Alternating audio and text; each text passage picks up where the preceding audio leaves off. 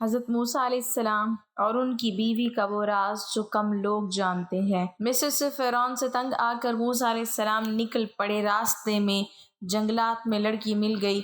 موسیٰ علیہ السلام نے اس سے شادی کر لی۔ پھر رات کو آپ اپنی بیوی سے ہم بستری کرنے لگے تو بیوی نے کہا، آپ کا تو بسم اللہ الرحمن الرحیم۔ قارون حضرت موسیٰ علیہ السلام کے چچا یسہر کا بیٹا تھا۔ بہت ہی شکیل اور خوبصورت آدمی تھا، اسی لیے لوگ اس کے حسن و جمال سے متاثر ہو کر اس کو منور کہا کرتے تھے۔ اس کے ساتھ ساتھ اس میں یہ کمال بھی تھا کہ وہ بنی اسرائیل میں تورات کا بہت بڑا عالم اور بہت ہی ملنسار و با اخلاق انسان تھا، اور لوگ اس کا بہت ہی ادب و احترام کرتے تھے۔ لیکن بے شمار دولت ان کے ہاتھ آتے ہی اسی کے حالات میں ایک دم تغیر پیدا ہو گیا اور سامری کی طرح منافق ہو کر حضرت موسیٰ علیہ السلام کا بہت بڑا دشمن ہو گیا اور اعلیٰ درجے کا متکبر اور مغرور ہو گیا۔ جب زکوٰۃ کا حکم نازل ہوا تو اس نے حضرت موسیٰ علیہ السلام کے روبرو یہ عہد کیا کہ وہ اپنے تمام مالوں میں سے 1000واں حصہ زکوٰۃ نکالے گا، مگر جب اس نے مالوں کا حساب لگایا تو ایک بہت بڑی زکوٰۃ کی نکلی۔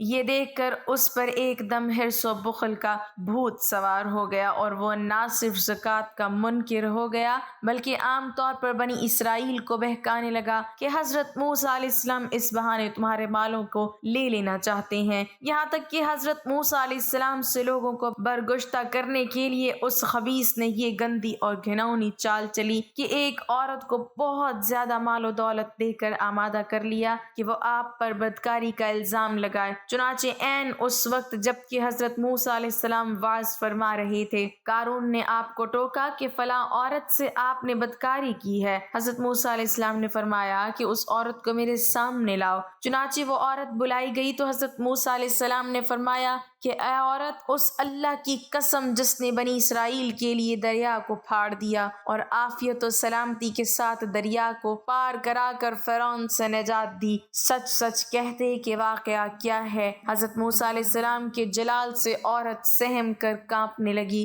اور اس نے مجمع عام میں صاف صاف کہہ دیا کہ اے اللہ کے نبی، مجھ کو قارون نے کثیر دولت دیکھ کر آپ پر بہتان لگانے کے لیے آمادہ کیا ہے۔ اس وقت حضرت موسیٰ علیہ السلام آپ دیدہ ہو کر سجدہ شکر میں گر پڑے اور بحالت سجدہ آپ نے یہ دعا مانگی کہ یا اللہ، قارون پر اپنا قہر و غضب نازل فرما دے۔ پھر آپ نے مجمع سے فرمایا کہ جو قارون کا ساتھی ہو وہ قارون کے ساتھ ٹھہرا رہے اور جو میرا ساتھی ہو وہ قارون سے جدا ہو جائے۔ چنانچہ 2 خبیثوں کے سوا تمام بنی اسرائیل قارون سے الگ ہو گئے۔ پھر حضرت موسیٰ علیہ السلام نے زمین کو حکم دیا کہ اے زمین، تو اس کو پکڑ لے، تو قارون ایک دم گھٹنوں تک زمین میں دھس گیا۔ پھر آپ نے دوبارہ زمین سے بھی فرمایا تو وہ کمر تک زمین میں دھس گیا۔ یہ دیکھ کر قارون رونے لگا اور بلبلانے لگا اور قرابت اور رشتہ داری کا واسطہ دینے لگا، مگر آپ نے کوئی التفات نہ فرمایا، یہاں تک کہ وہ بالکل زمین میں دھس گیا۔ 2 منحوس آدمی جو قارون کے ساتھ ہی ہوئے تھے لوگوں سے کہنے لگے کہ حضرت موسیٰ علیہ السلام نے قارون کو اس لیے دھسا دیا ہے کہ تاکہ قارون کے مکان اور اس کے خزانوں پر خود قبضہ کر لیں۔ آپ نے اللہ تعالیٰ سے دعا مانگی کہ قارون کا مکان اور خزانہ بھی زمین میں دھس جائے۔ چنانچہ قارون کا مکان جو سونے کا تھا، اس کا سارا خزانہ سبھی زمین میں دھس گئے۔ قارون کا خزانہ، اس کو قرآن کی زبان میں سنیے۔ اللہ تعالیٰ کا ارشاد ہے کہ ہم نے قارون کو اتنے خزانے دیے تھے کہ ان خزانوں کی کنجیاں ایک مضبوط اور طاقتور جماعت بمشکل اٹھا سکتی تھی۔ قرآن میں ہے، بے شک قارون حضرت موسیٰ علیہ السلام کی قوم میں سے تھا، پھر اس نے ان پر ظلم کیا اور ہم نے اس کو اتنے خزانے دیے تھے جن کی کنجیاں ایک طاقتور جماعت پر بھاری تھیں۔ حضرت موسیٰ علیہ السلام کی نصیحت۔ حضرت موسیٰ علیہ السلام قارون کو جو نصیحت فرمائی وہ یہ ہے جس کو قرآن مجید نے بیان فرمایا ہے۔ اسی خیر خواہی والی نصیحت کو سن کر قارون حضرت موسیٰ علیہ السلام کا دشمن ہو گیا۔ غور کیجئے کہ کتنی مخلصانہ اور کس قدر پیاری نصیحت ہے جو حضرت موسیٰ علیہ السلام کے ساتھ ساتھ ساری قوم قارون کو سناتی رہی۔ ترجمہ: جب قارون سے اس کی قوم نے کہا کہ اترا کر مت چل، بے شک اللہ اترانے والوں کو پسند نہیں فرماتا، اور جو مال اللہ نے تجھے دیا ہے اس سے آخرت کا گھر طلب کر اور دنیا میں اپنا حصہ نہ بھول اور احسان کر، جیسا کہ اللہ نے تجھ پر احسان فرمایا ہے، اور زمین میں فساد مت تلاش کر۔ قارون نے اپنے مال کے گھمنڈ میں اس مخلصانہ نصیحت کو ٹھکرا دیا اور خوب بند سنور کر تکبر و غرور سے اتراتا ہوا قوم کے سامنے آیا اور حضرت موسیٰ علیہ السلام کی بدگوئی اور ایذا رسانی کرنے لگا۔ اس کا نتیجہ کیا ہوا، اس کو قرآن کی زبان سے سنیے، اور خدا اس قہرانہ گرفت پر خوف الہی سے تھراتے رہے۔ اللہ اکبر۔ قارون زمین میں دھس گیا۔ ترجمہ: تو ہم نے اس کو اور اس کے گھر کو زمین میں دھسا دیا تو اس کے پاس کوئی جماعت نہ تھی اللہ کے عذاب سے بچانے میں اس کی مدد کرتی، اور وہ کوئی بدلہ نہ لے سکا۔ یہ عبرتناک واقعہ ہمیں یہ درس ہدایت دیتا ہے کہ اگر اللہ تعالیٰ مال و دولت عطا فرمائے تو اس فرض کو لازم جانے کہ اپنے اموال کی زکوٰۃ ادا کرتا رہے، اور ہرگز اپنے مال و دولت پر غرور اور گھمنڈ کر کے نہ اترائے، کیونکہ اللہ تعالیٰ ہی دولت دیتا ہے، اور جب وہ چاہتا ہے پل بھر میں دولت چھین بھی لیتا ہے۔ ہر وقت اس کا دھیان رکھتے ہوئے تواضع اور انکساری کی عادت رکھے، اور ہرگز کبھی انبیاء و اولیاء صالحین کی ایذا رسانی و بدگوئی نہ کرے کہ ان مقولان بارگاہ الہی کی دعا اور بد دعا سے وہ ہو جایا کرتا ہے اس کا لوگ تصور اور خیال بھی نہیں کر سکتے۔ حضرت صفور علیہ السلام حضرت شعیب علیہ السلام کی بیٹی اور حضرت موسیٰ علیہ السلام کی زوجہ تھیں۔ آپ ایک دانش مند، فرما بردار اور اطاعت گزار خاتون تھیں۔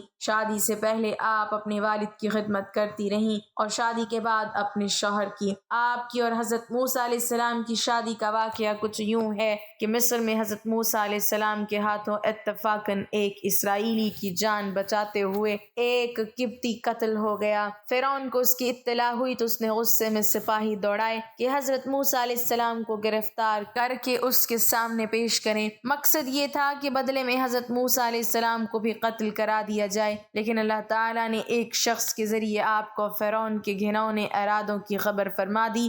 جان بچانے کے لیے آپ اللہ تعالیٰ سے دعا کرتے ہوئے ایک طرف نکل کھڑے ہوئے۔ مختلف جگہوں اور بیابانوں سے گزرتے ہوئے آپ باہر آئے تو دیکھا کہ مدین جانے کا راستہ آپ کے سامنے موجود ہے۔ اس پر آپ نے اللہ تعالیٰ کا شکر ادا کیا کہ اس نے آپ کو سیدھی راہ دکھلائی۔ آپ مدین کے قریب ایک کنویں پر پہنچے تو دیکھا کہ وہاں پر بہت سے چرواہے اور ان کے جانور موجود ہیں۔ وہ کنویں سے پانی کھینچ کر اپنے جانوروں کو پلا رہے ہیں۔ آپ نے یہ بھی دیکھا کہ دو عورتیں اس اپنے جانوروں کو پانی پلانے کے بجائے ان کو کنویں کے قریب جانے سے روک رہی ہیں، اور وہاں پر کوئی بھی ان کی مدد نہیں کر رہا۔ آپ نے ان لڑکیوں سے دریافت کیا کہ وہ اپنے جانوروں کو پانی کیوں نہیں پلا رہی، تو انہوں نے جواب دیا کہ وہ کنویں سے پانی نہیں نکال سکتی۔ جب چرواہے اپنے جانوروں کو پانی پلا کر چلے جائیں گے تو وہ بچا کچا پانی اپنے جانوروں کو پلا دیں گی، اور یہ کہ ان کے والد صحت مند نہیں، وہ بہت بوڑھے ہیں۔ اس پر حضرت موسیٰ علیہ السلام نے ان کے جانوروں کے لیے کنویں سے خود پانی نکالا اور ان کو پلایا۔ حضرت عمر رضی اللہ تعالیٰ عنہ کے بیان کے مطابق اس کنویں کو چرواہوں نے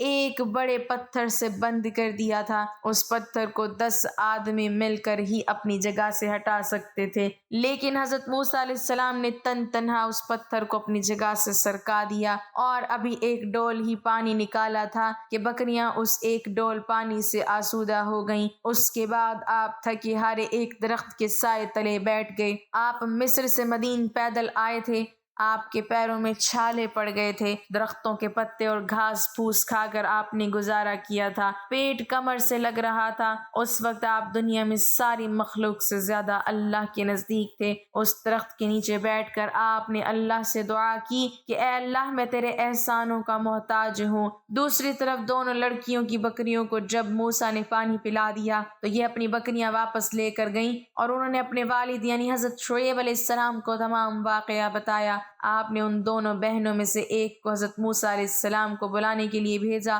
وہ شرم و حیا سے جھجکتی ہوئی آپ کے پاس آئیں اور اپنے والد کا پیغام آپ تک پہنچایا اور بتایا کہ وہ آپ کے احسان کا بدلہ اجرت دے کر اتارنا چاہتے ہیں۔ حضرت موسیٰ علیہ السلام دیار غیر میں بھوکے پیاسے بے یار و مددگار تھے۔ اللہ تعالیٰ کے سوا کوئی آسرا نہ تھا۔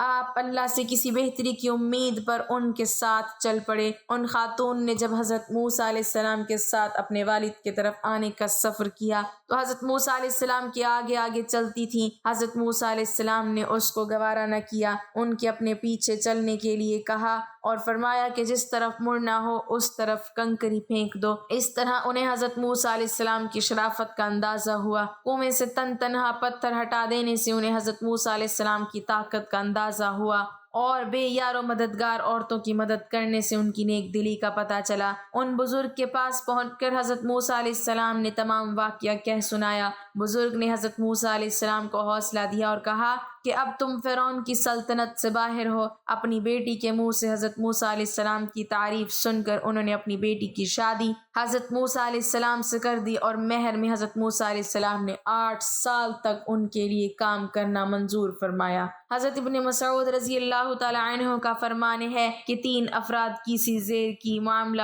فہمی، دانائی اور دوربینی کسی اور میں نہیں پائی گئی۔ حضرت ابوبکر صدیق رضی اللہ تعالیٰ عنہ کی دانائی، جب انہوں نے اپنے بعد حضرت رضی اللہ تعالیٰ عنہ کو مسلمانوں کا خلیفہ منتخب کیا۔ حضرت یوسف علیہ السلام کو خریدنے والے مصری جنہوں نے بیک نظر حضرت یوسف علیہ السلام کو پہچان لیا اور گھر جا کر اپنی بیوی کو حضرت یوسف علیہ السلام کا خیال رکھنے کا کہا، اور ان بزرگ کی صاحبزادی کی جنہوں نے اپنے والد سے حضرت موسیٰ علیہ السلام کی سفارش کی کہ ان کو کام پر رکھ لیں۔ شادی کے بعد 10 سال تک حضرت موسیٰ علیہ السلام نے ان بزرگ کی خدمت فرمائی، اور 10 سال بعد اپنی بیوی کو لے کر واپس وطن کی جانب روانہ ہو گئے۔